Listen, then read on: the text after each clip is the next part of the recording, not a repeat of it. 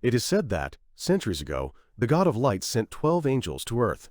Each of us represented a zodiac sign, with a mission to create peace.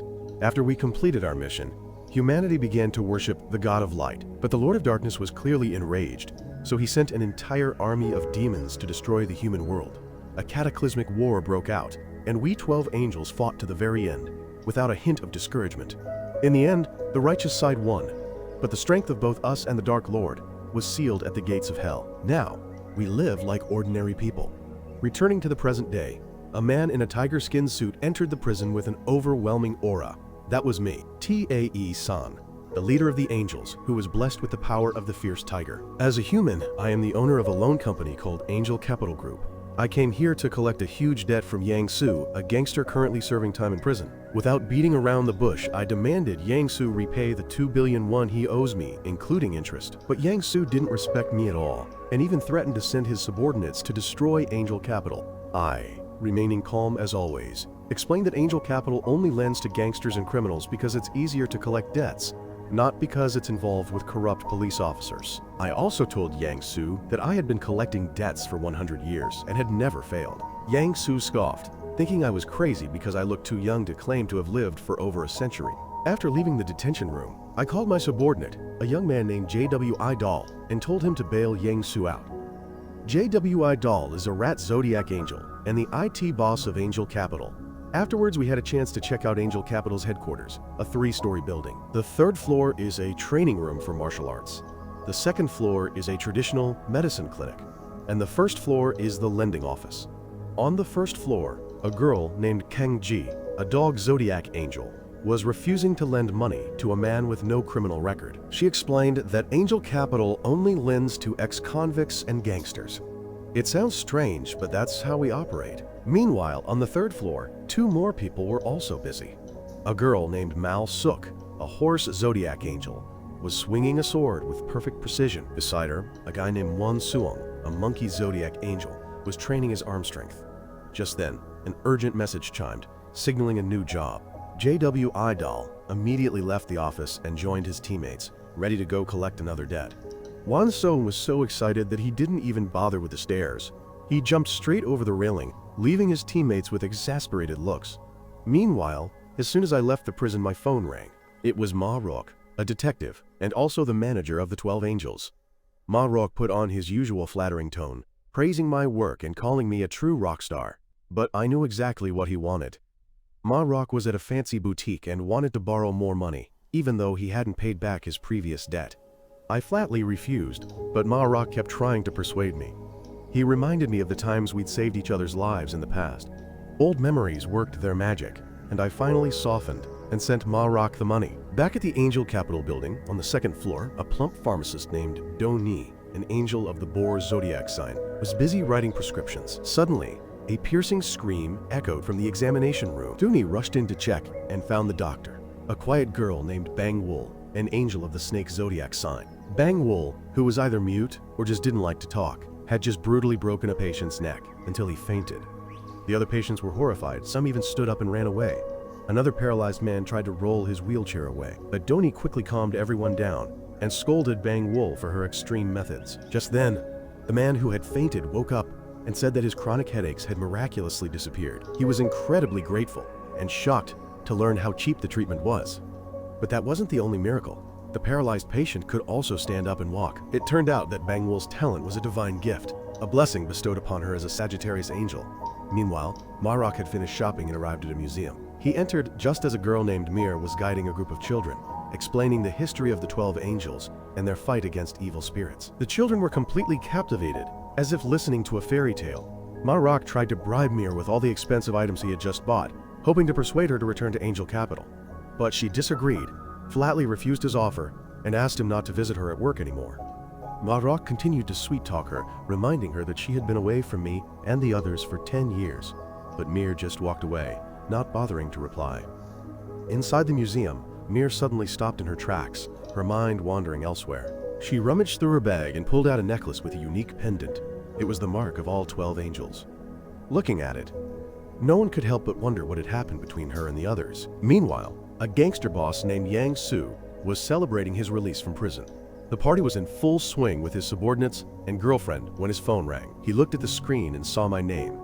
I calmly congratulated him on his release, and that's when Yang-soo finally realized. It was Angel Capital who had bailed him out. He knew I wasn't calling just to congratulate him. I was here to collect my money. Yang-soo immediately panicked. He ordered his subordinates, a group of former MMA fighters and a boxing champion, to get ready. He even told his girlfriend to leave, not wanting her to witness the brutal beating that was about to happen. A few minutes later, my car arrived. I stepped out of the car, cool as a cucumber, and was immediately surrounded by thugs. They had no idea what kind of monster they were dealing with. Knock sounds of fighting. I took them all down effortlessly. Yang-soo watched in horror as his most trusted enforcers fell one by one. He began to tremble, realizing that even his best men were no match for me. He rushed to the safe to get all the money, but it was too late. I was already there. Yang-soo, terrified, immediately offered me all the money from the safe, but I didn't even bother to touch it. I told Yang-soo to clean out the safe and pack the money himself. Once the money was packed, Yang-soo's entire gang knelt on the ground, a clear sign of their surrender. Then, I made him sign a debt cancellation paper, but since the money wasn't enough, Yang-soo was forced to hand over his luxury watch and his favorite sports car. Meanwhile, elsewhere in the city, Won-sung, Mal-suk, and Kang-ji were on a different mission. They were approaching a dilapidated building, a hideout for gangsters. They were arguing about who would go in first, but Won-sung confidently declared he could handle it alone. Then, it began to meticulously plan a complex route to enter, taking extreme care not to make a sound. It moved slowly and cautiously, but while climbing the wall, it looked down and saw Mal-suk and Kang-ji had already taken down the guards themselves. Then, they entered a room where illegal gambling was taking place. The boss saw them coming and yelled an order for his men to deal with them. A brutal battle ensued, fists flying everywhere. Sounds of fighting. Amidst the chaos, Won-sung and the other angels were engaged in an all-out brawl with a group of thugs. JWI Doll, watching from afar, sent a quick message that the boss was escaping with 2 bags of money. But the mob boss didn't get far. He ran smack into Dooney, the boar angel. Dooney wasn't a fighter, but he used his massive frame to send the boss flying. Mal-suk arrived right after, and the two of them quickly secured the money bags. It turned out the money was to settle our debts. After the mission, I stopped by a small shop owned by an old lady named Yang-soo. The moment she saw me, her eyes lit up, and she gave me a big hug. We've known each other since she was a little girl. To Yang-soo, I was her guardian angel. She knew I was a real angel because I had once saved her mother from a group of thugs. She gave me some advice, telling me I wasn't just a gruff debt collector, I was a guardian angel. The conversation was interrupted by an old man named Man Bok, a very hot-tempered person. He scolded me for talking too casually with an elder. But then, he looked again. He suddenly remembered me from his childhood and started crying. He was shocked that I hadn't aged at all. Meanwhile, at the police station, Ma Rok was snacking while watching the news. He saw a breaking news report about a recently discovered artifact. The reporter said this artifact had an unusual energy spectrum. At the same time, in a mysterious remote valley, a group of people in black robes were performing a ritual in front of a cliff. Their leader, a priest named Sa-min, cut his arm with a knife and let his blood drip into a bowl, and the water in the bowl immediately boiled. Under the blood moon, he smeared blood on the cliff. Something on the other side of the cliff reacted, pushing Sa-min back with tremendous force, but he didn't give up. He used all his energy to awaken an entity that had been sealed there for thousands of years, and then he appeared. The Prisak Roar, a man with black wings, exuding an evil aura. Back at Angel Capital headquarters, I was entering a secret room. Inside, there was a giant safe, filled with cash, gold bars, and other valuable artifacts. But despite all that wealth, I felt empty. Yang-soo's words echoed in my mind, and her words made me restless. My purpose was not just to collect debts. As I sat on the chair, lost in thought, my mind drifted back to a distant past, to the ancient days when the Samhan kingdom prospered. I was passing through a quiet village with Mir when we encountered a group of bandits attacking the villagers. Mir, with her golden heart, immediately wanted to help, but I stopped her and, without a word, dealt with everything myself. With the speed of a tiger and the destructive force of a wrecking ball, my punches sent the bandits flying, one by one. Just as I was about to finish them all off, Mir, in a moment of panic, lost her guard and accidentally unleashed her powers. The villagers, stunned, witnessed a strong gust of wind knock down a bandit. Upon seeing Mir's power, the villagers immediately became suspicious and started questioning our identities. After I was done, I didn't waste a single second. I went straight to Mir, grabbed her hand, and pulled her out of the village. That night, at our humble dwelling, the villagers we had rescued came with a feast to give thanks. I was suspicious and initially declined, but Mir persuaded me to accept their offer. We dined with the villagers, none the wiser, but the villagers had slipped a powerful sleeping drug into the food. The angels all passed out. When I awoke, I felt disoriented. I looked around and saw Mir was gone. I immediately ran outside, and my blood ran cold when I saw her. Mir was tied to a wooden stake, unconscious, surrounded by a ring of fire that was about to burn her alive. The villagers stood around shouting and calling her a witch. They had witnessed her power and believed her help was actually a disguised curse. In that moment, my rage erupted. With a furious roar, my power surged and the ground trembled beneath my feet. The villagers, now terrified, fled for their lives. That incident left a permanent scar on my heart. I realized the painful truth that humans are truly greedy and ungrateful. I had saved them, and they repaid me with betrayal.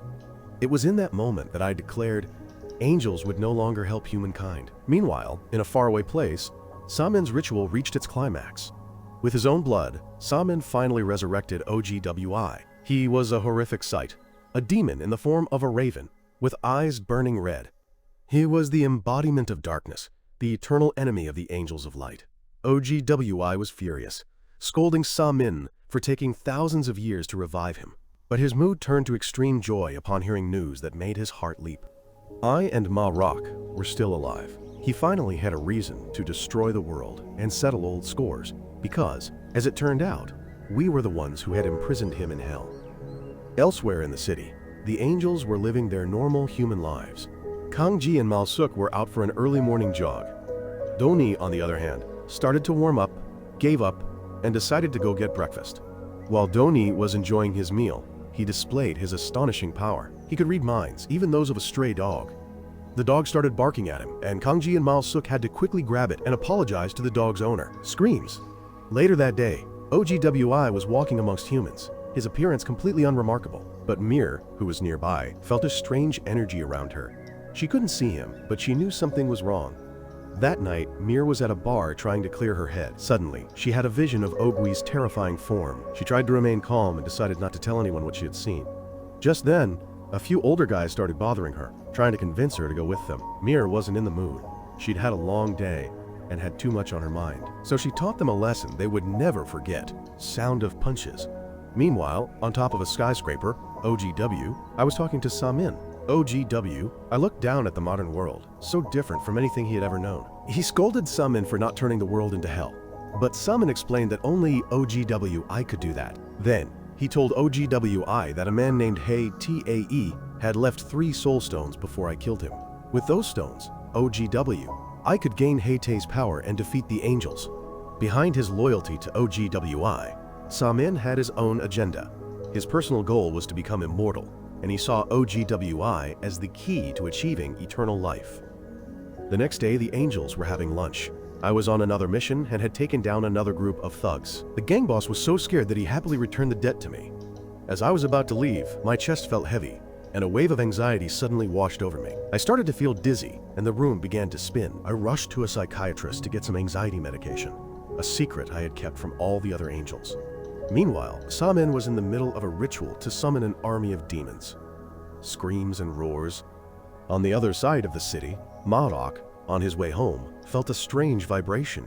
He pulled out his necklace from under his shirt and saw it glowing. The same thing happened with the necklaces of other angels at Angel Capital headquarters. It was a clear sign that evil spirits were invading the human world. Kang-ji then had a vision showing the exact location of the spirits. She told the others that waiting for Marok and me would take too long, and they needed to go immediately. Her friends agreed, knowing full well that I would be furious if they rushed into danger without me. At the same time, Mir was about to leave the museum when her necklace also activated. Suddenly, a group of people dressed in black, with pitch black eyes, appeared behind her. A fierce battle erupted. With Mir trying to fight them all alone, she was completely overwhelmed by the sheer number of spirits, and she began to lose hope. But then, a moment later, Kang-ji and the others appeared and joined the fight. Oh, sounds of fighting. From afar, Samin watched through his ritual, a satisfied smile on his face as he saw the angels struggling. I had just returned to my office when I finally received the danger signal. I checked my pendant and saw it glowing brightly, and in that moment, I realized the dark forces had returned. Meanwhile, in the museum's basement, Mir and the others were still fighting to stop the spirits from capturing Mir. They were completely overwhelmed. One by one, the angels began to fall. That was when Ma-rok arrived. His eyes widened as he saw the dark forces he had helped seal away thousands of years ago. He drew a magic staff and immediately went to work, turning the evil spirits to stone. He told the angels to run while they still could, but Sa-min wouldn't give up that easily. He possessed one of the spirits. With newfound strength, the spirit choked Ma-rok until his staff's magic wore off, freeing all of Sa-min's minions. Duni and Won-seong rushed to Ma-rok's aid, but it was a struggle. They managed to free him, and Ma-rok once again wielded his staff. But one by one, Sa-min's forces disappeared. Fortunately, Ma-rok managed to grab one and touch him to discover the source of their power. He was shocked to have a vision of his nemesis, Sa-min. After the evil spirits vanished, the angels immediately returned home.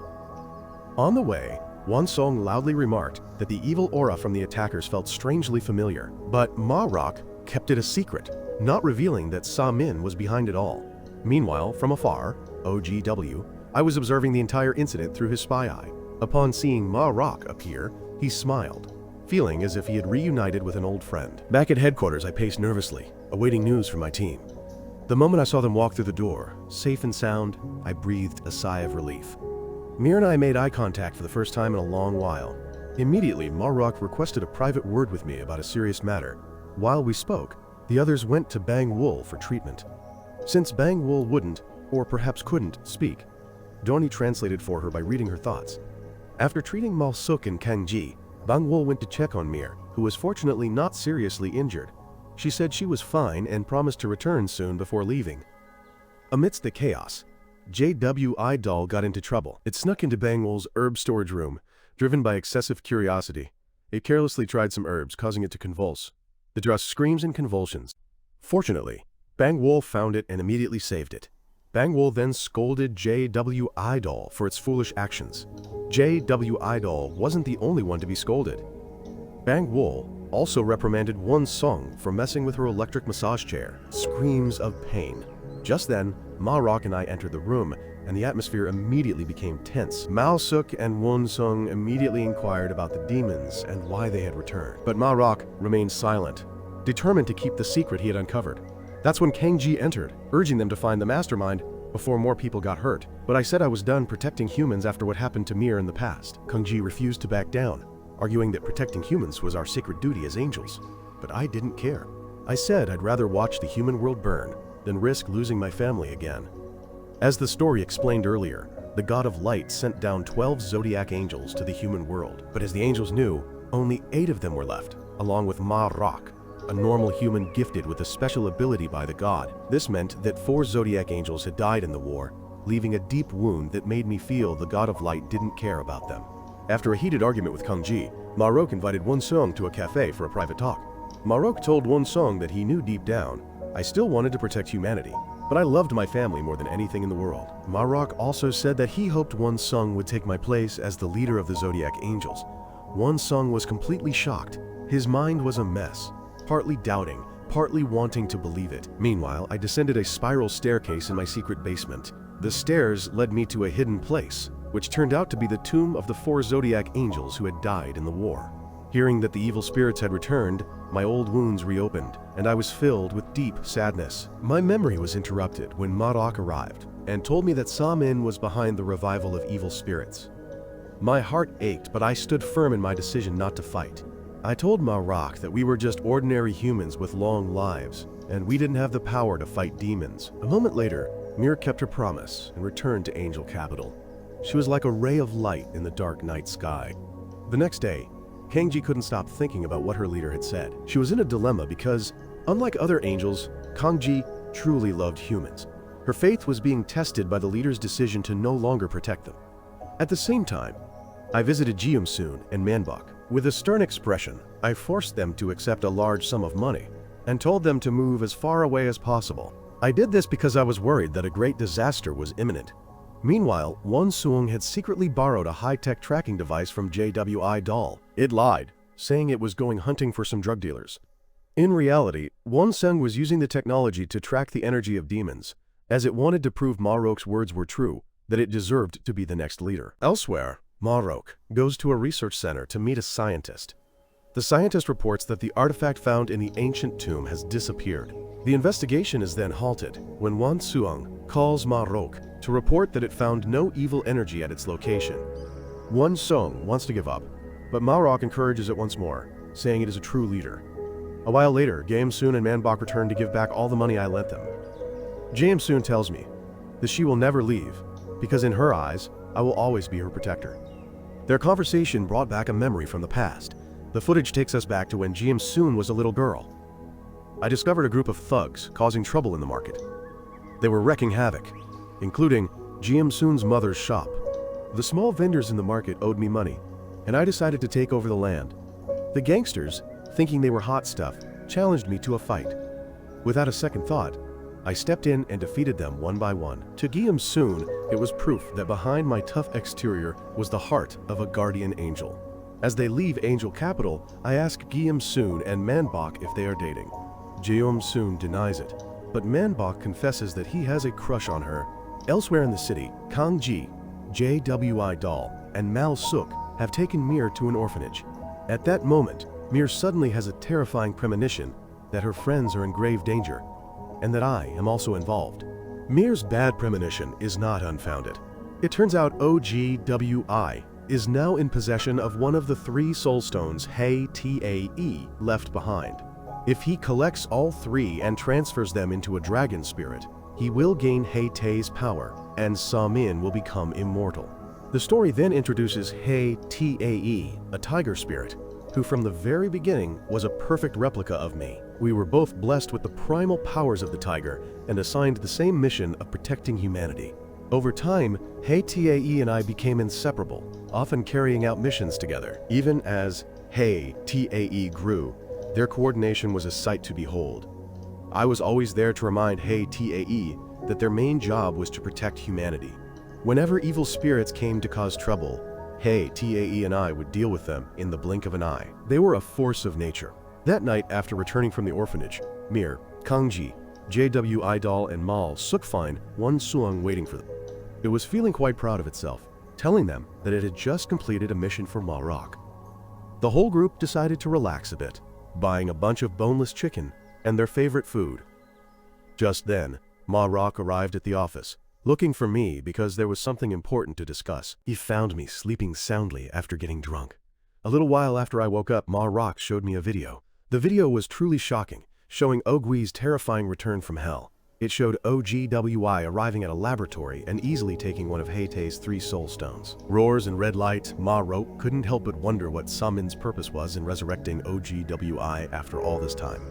Meanwhile, elsewhere in the city, Sa-min was growing impatient, ready to launch his plan. He was still haunted by the memory of Tae's death, an event he had witnessed firsthand.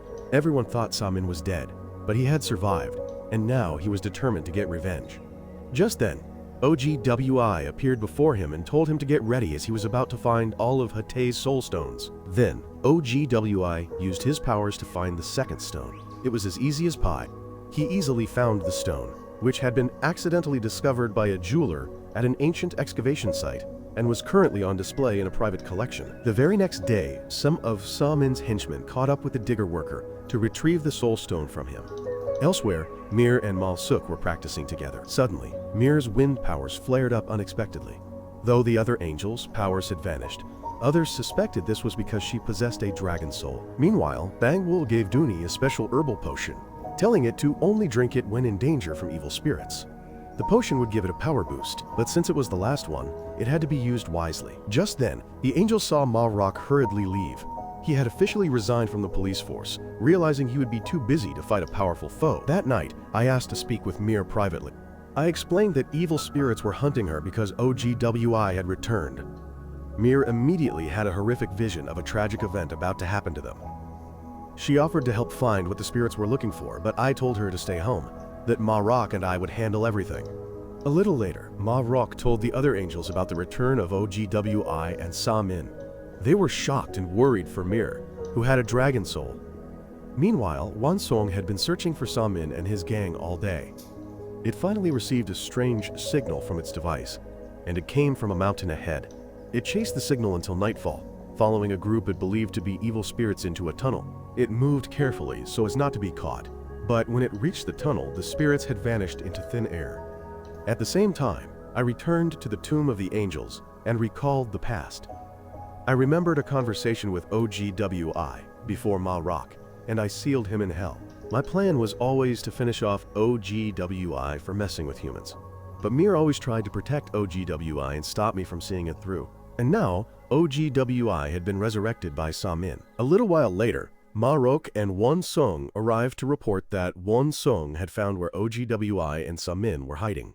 At this time, on the other side, Sa-min and OGWI had gathered 2 soul stones and were now planning to get the last one. Their goal was also to get the dragon soul that Mir possessed, so they could achieve their aims. However, they had one major obstacle in their way: me, the most dangerous tiger angel. The next day, Ma Rock and I went to the tunnel without telling the other angels. But before we could get inside, Ma Rock's necklace started to glow, which was a sign of danger. The danger involved Yang-soo, my biggest weakness. She was being attacked by evil spirits. Manbok tried his best to hold the spirits back so Yang-soo could escape, but he was no match for them and was easily defeated. Yang-soo ran as fast as she could and hid in a public restroom. Soon after, Ma Rock and I arrived. Manbok, who could barely stand, pointed in the direction Yang-soo had run. The spirits were right behind and were checking each restroom. Fortunately, I arrived just in time and dealt with them all. The sounds of punches. I carried Yang-soo and handed her over to Ma Rock, who helped her escape. But they were surrounded by even more spirits. Fortunately, the remaining angels arrived just in time. Mal-suk and Dooney stayed to hold back the demons, while the others took Yang-soo to safety. Kosker sounds of screams and punches. As the angels' strength waned, both Mal-suk and Dooney were quickly overwhelmed. The leader of the spirits stayed behind to ensure they couldn't get up, while the others chased after Yang-soo. While the angels were busy saving Yang-soo, Sa-min and his followers had infiltrated Angel Capital. The attack on Yang-soo was merely a diversionary tactic to draw the angels away. Sa-min's true objective was to capture Mir so he could bring back the darkness. As the spirits broke in, Mir and Bang Wool were ready for a fight. Meanwhile, I was on a rampage, destroying every spirit I could find. The footage ends with a flashback of a young Tae-san flirting with Yang-soo's mother. It's clear I once had feelings for a human, which is probably why I care so much about Yang-soo. This is the end of my story. Make sure to subscribe and turn on notifications. Thanks for watching until the end, and I'll see you next time.